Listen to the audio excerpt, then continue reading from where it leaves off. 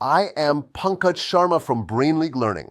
Today we will build an intuitive picture for the idea of path difference.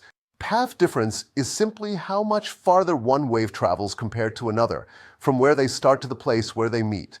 Think of two friends, Alice and Bob, walking to the same ice cream shop from different houses. Alice walks 10 meters.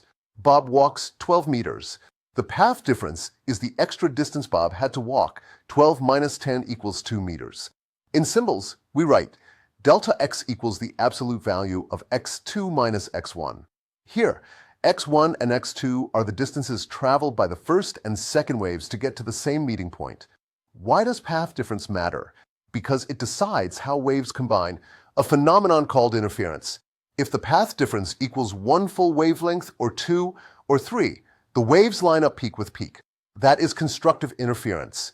If the path difference equals half a wavelength or 1.5, they arrive out of step and cancel each other. That is destructive interference. Let's do a quick example to make it concrete. Imagine two ripples heading toward a tiny leaf.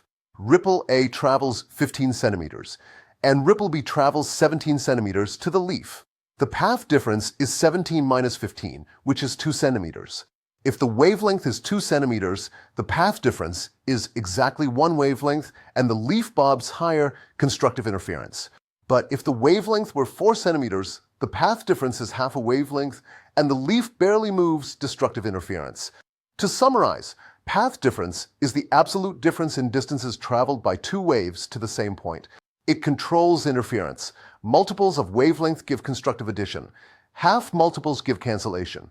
With this intuitive picture, you can quickly predict how waves combine in sound, water, and light.